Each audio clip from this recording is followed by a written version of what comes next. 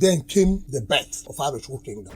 The kingdom then began to extend its influence into Alaigbo and present Ibini Ukpabi shrine as a judicial center where Chukwu himself delivered final and binding judgment on all cases. It was a total betrayal when the Arochukwu Kingdom imposed slave trade on Igboland. This slave trade, which the Arochukwu Kingdom freely championed, totally weakened and effectively reversed the work the Nri Dynasty put into building an independent, morally sound and spiritually developed Alaigbo since 900 AD. Our theme today is Know Your Roots. Our episode in this video is the destruction of independent Alaigbo. How Ndigbo killed their first nation. This topic focuses on the fundamentals of a homeland, nation-state, country, citizenship, and patriotism. Your homeland is that geographical space without recent migration, where the history, identity, culture, and ancestral ties you share with a definite population are rooted to Mother Earth.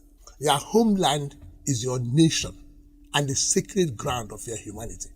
In the 15th century, any homeland was treated as an independent nation when it has a central government with authority, control, and effective defense over its territory and population. Neighboring states and major powers use territorial disputes or diplomatic agreements to confirm the integrity of a homeland's claim to independence. It is the responsibility of the government of nation-states or countries to grant full citizenship, which comes with security, legal, social, and political rights to persons. The full citizen then makes patriotic sacrifice for the common good of the country or nation-state. Nations or countries grant persons permit to live in their territory with varying degrees of freedom and rights, including outright slavery, but cannot rightly demand patriotism from such persons living with permits. With these explanations in mind, let us explore the journey Ndigbo have made for centuries to have a nation where they're entitled to full citizenship. Archaeological conclusions from artifacts found in Umuigbo and Oka confirm that ancient Igbo settlements started in the current Igbo territory as far back as 6000 BCE, with development of scales between 2000 to 1500 BCE. At that time, the land mass of Alaigbo was 41,400 square kilometers. It was bounded by the Oshimiri River in the west, Oyono River in the east, and surrounded by the Igala, Tivi, Yako, Idoma, Ibibio, Ijo, Efik, and other ethnic nationalities. In 900 AD, the Nri Dynasty began developing Alaigbo into an independent nation-state. The dynasty promoted a theocratic and decentralized governance centered on wisdom, peace, justice, and continuous harmony with the forces of nature. Unlike most ancient kingdoms of that time, the Nri Kingdom was not built on armed conquest, but was rooted in the belief that violence, is an abomination that pollutes the earth. The kingdom, therefore, did not have a standing army or an organized fighting force. The Nri Dynasty instead offered Ndigbo a democratic system in which every community maintained the status of a republic. Power and influence at all levels in the kingdom were exercised through consensus and diplomacy, never through force. Nri was a priest king, Ezemo, who wielded spiritual influence rather than military power.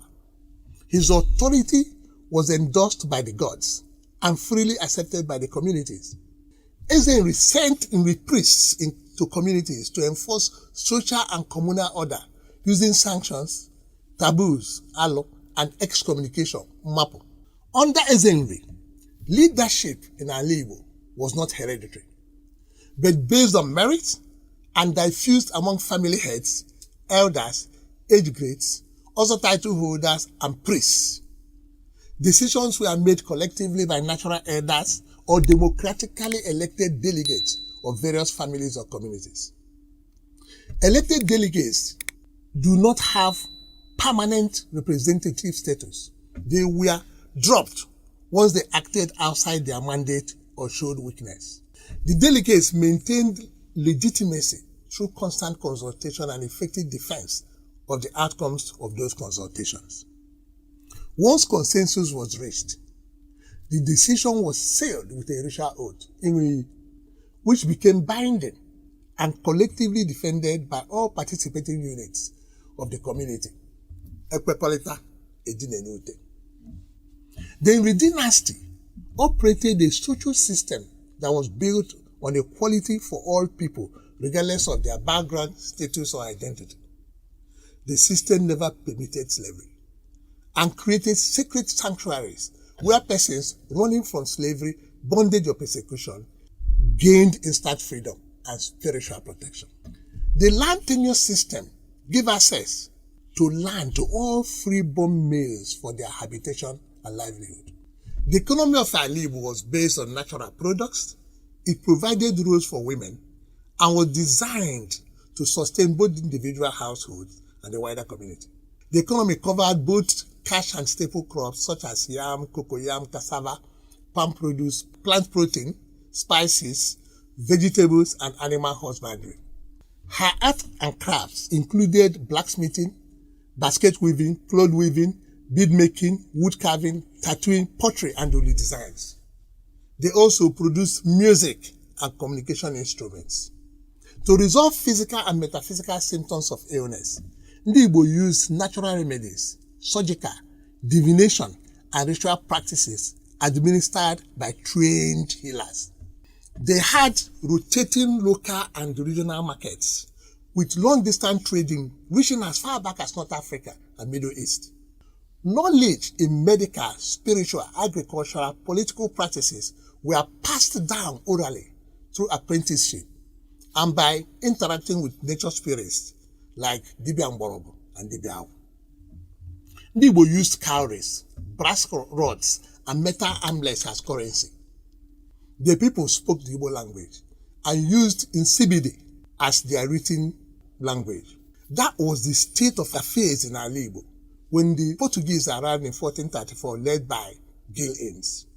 They brought manufactured goods like gunpowder, metal goods, and luxury items.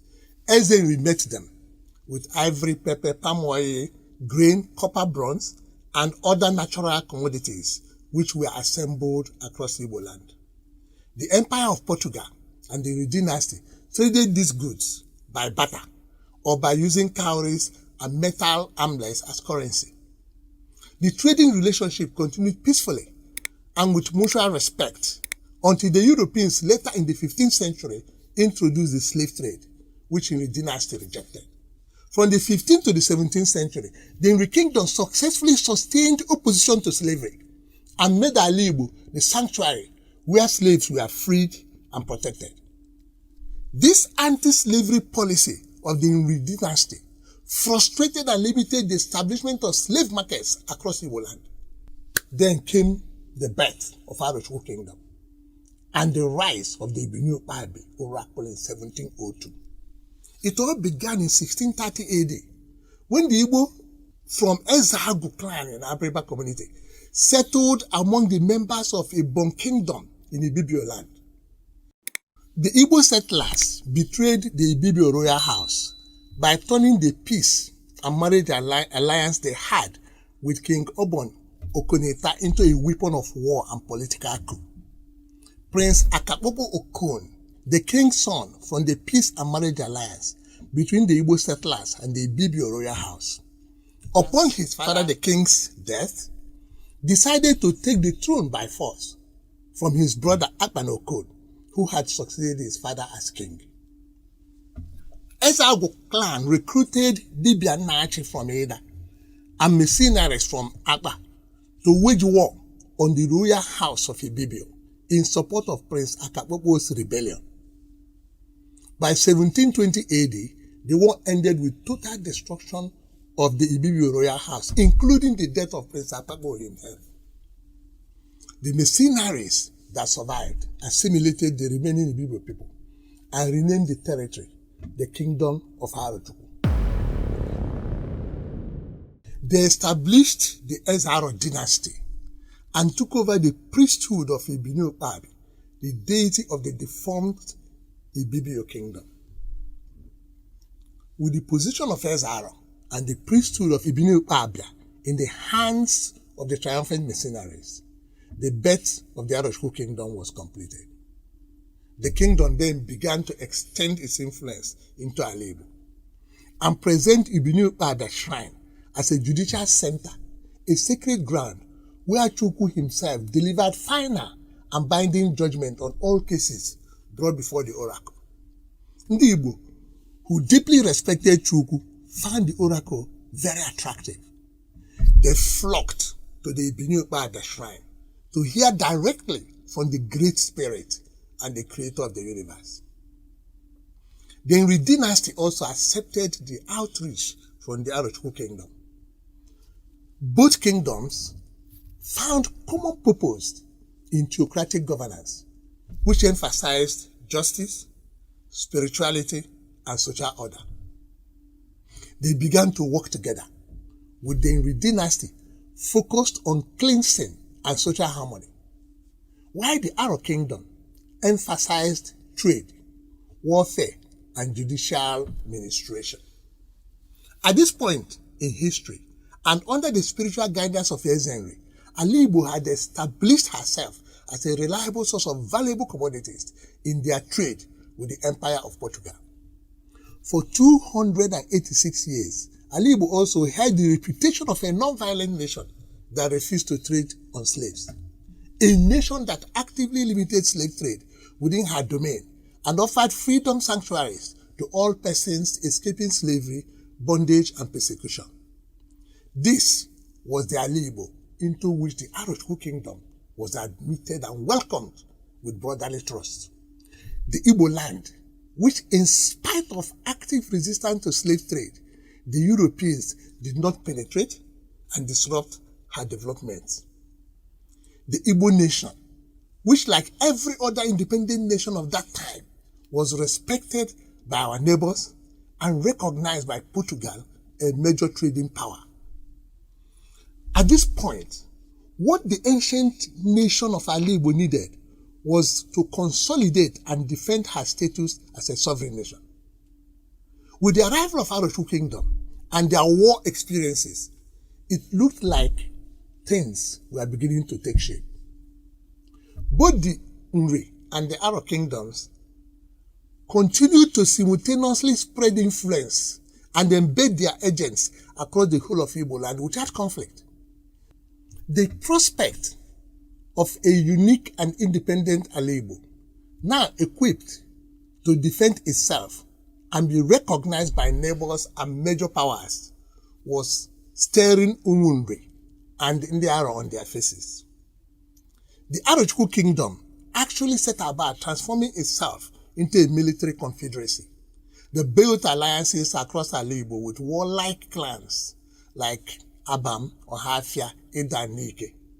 This military alliance would have served to defend Alaigbo very well in case of any external aggression. The tragedy, however, was that the Arochukwu Kingdom built these military alliances not to defend Alaigbo and uphold her nationhood, but to destroy her anti-slavery reputation and plunder Igboland from inside the nation. It was a total betrayal when the Arochukwu Kingdom imposed slave trade on Igboland. They secretly developed spiritual, economic, military, and diplomatic strategies to attack Igbo communities and deliver a steady supply of captured Igbo slaves to the slave market. They achieved this by marrying into influential families and establishing kinship ties in autonomous Igbo communities, which then helped them secure alliances with powerful members of the communities. They then began to betray and deceive Ndigbo, who believed in the absolute spiritual authority of Ibini Ukpabi oracle. Instead of giving honest judgments, the oracle turned rogue and began to falsely condemn and enslave accused persons who are then secretly smuggled to waiting slave boats. Using Aro, Ohafia, Abam, Abriba, Fibo, and other military alliances. They built secret societies, instigated community wars, suppressed opposition, and conducted slave raids across Igboland. They created slave markets and trade routes across communities like Arondizog, Ajali, Ndikeleon, Uguta, Onitsha, Abonema, Boni, Opobo, Calabar, and Ayon Creek to ensure access to slave traders. They worked to keep Igbo communities politically divided and detached from Nri Kingdom as the central authority, hence preventing any unified resistance to their interest in slave trade. This slave trade, which the Arochukwu Kingdom freely championed, totally weakened and effectively reversed the work the Nri Dynasty put into building an independent, morally sound, and spiritually developed Alaigbo since 900 AD. So let it be known that it was not the Europeans, but Umuigbo from the Arochukwu Kingdom who undermined the Nri Dynasty and destroyed the first successful effort to lay the solid foundation of a globally recognized and independent Igbo nation. A nation founded on great moral principles by the Nri Dynasty since 900 AD. The Arochukwu Kingdom did all these damages in pursuit of material and personal greed, leaving behind nothing of historical and national value. Let it also be known that not only did the Arochukwu Kingdom attack the foundation of Igbo independent and morally sound nation, they plundered Igboland and sold over 1.7 Umuigbo into devastating slavery. As the global age of enlightenment approached towards the end of the 18th century, the British Empire abolished the slave trade. They basically did by 1807 what the Nri Dynasty had already done since the 15th century. That year, 1807, marked 373 years since Ndigbo met the European in 1434. Yet Alaigbo, although totally plundered by the betrayal of the Arochukwu Kingdom, remained independent, unconquered by any external force. It is indeed awe-inspiring that in spite of material inducement and military threat by the Arochukwu Confederacy and their allies, the Nri Dynasty stood firm and never participated in trading Umuigbo as slaves from 1434 to 1807, a period of 373 years. The Nri Dynasty stood as the paragon of Igbo spirituality, morality, national independence, and economic development. With a landmass of 41,400 square kilometers and an estimated population of 5 million inhabitants, Alaigbo still had the prospects of growing into a globally recognized independent nation. The abolition of slave trade offered the nation an opportunity for a fresh start. Such a fresh start called for the Nri Dynasty to work more effectively with the Arochukwu Confederacy to define a common purpose and build a national strategy. To achieve such a common purpose, the leaders of the Nri Dynasty and Arochukwu Confederacy needed to work together and overcome the following challenges. 1.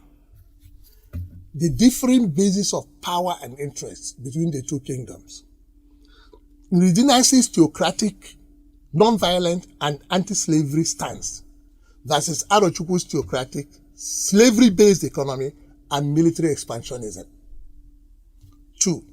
The challenge of achieving unity presented by the decentralized autonomous communities, which made political coordination very difficult, especially with the betrayal of the Arochukwu Kingdom.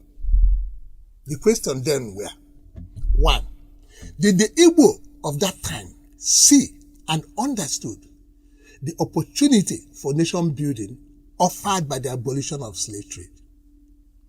2.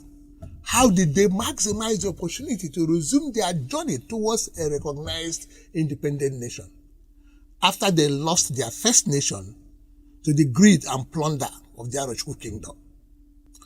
Join us in our next episode to understand the Igbo journey to nationhood from the abolition of the slave trade in 1807 to the amalgamation of Nigeria in 1914.